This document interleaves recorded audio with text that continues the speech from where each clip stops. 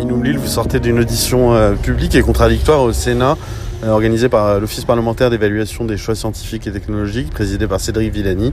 À chaud, quelles ont été vos impressions? Est-ce que vous êtes satisfait de la tournure de cette audition? Est-ce que vous êtes frustré ou les deux?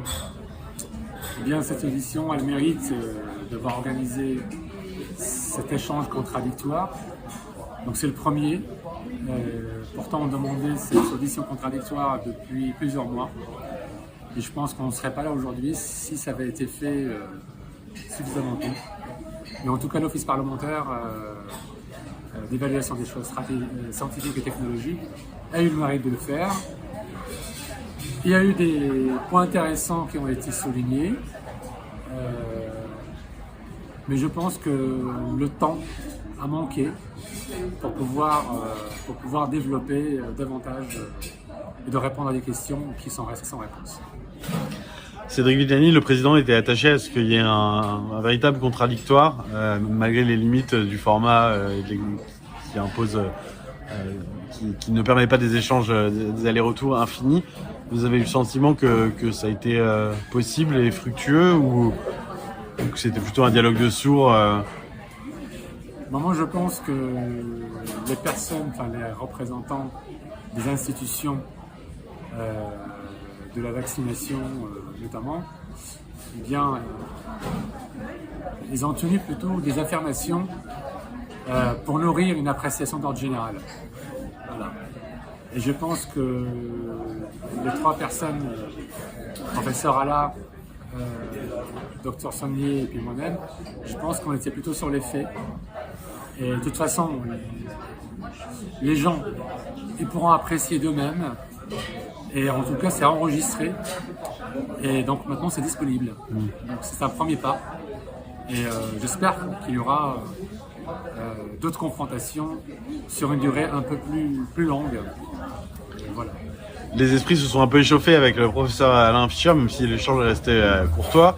Vous avez été déçu de son attitude et de ses arguments? Mais je ne comprends pas très bien son raisonnement. Notamment, nous étions sur les faits et le professeur Fischer, il aurait déjà dû commencer par déclarer ses éventuels liens et conflits d'intérêts, étant donné qu'il est médecin, il me semble. Donc la loi nous obligeait tous à le faire, et certaines personnes ne l'ont pas fait. Donc voilà, je n'ai pas très bien compris un peu sa réaction. Il est resté sur des affirmations, encore une fois, générales, pas de fait précis, pas de source, si ce n'est que plusieurs pays du monde ont eu la même stratégie, ce qui est absolument pas une preuve. Donc de toute façon, on va avoir le temps d'analyser l'enregistrement, et surtout vous, voilà, maintenant le public, il a, on va dire, un début de commencement des preuves. Les choses qui étaient tabous jusqu'à maintenant ne le sont plus. On a pu discuter du bénéfice, enfin des incertitudes sur le bénéfice, sur les risques, sur la méthode d'imputabilité utilisée en pharmacovigilance, et sur d'autres sujets notamment. Donc sur la composition elle-même des vaccins qui a changé. Donc je pense qu'il y a des éléments intéressants qui ont été dits, et que maintenant il faut que les gens regardent ça calmement et chacun se fasse sa propre opinion.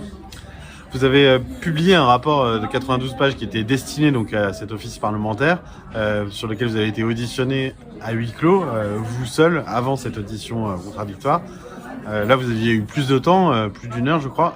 Est-ce que il y a des choses encore, malgré ce temps qui vous a été offert? Bon, c'est toujours trop court, mais est-ce qu'il y a des choses que vous n'avez pas pu dire ou que vous n'avez pas pu développer autant que vous l'auriez souhaité et que vous pourriez dire maintenant en quelques mots? Oui, évidemment. J'ai pas pu présenter tous les éléments qui sont dans le rapport, mais j'estime que les parlementaires est lent et que si le public veut avoir ce rapport, il est désormais, vu les demandes que j'ai eues, il est désormais disponible dans un livre qui est paru fin avril sous le titre « Vaccin contre la Covid-19, l'impossible consentement ». Merci beaucoup, Amin Oumlil. Merci à vous.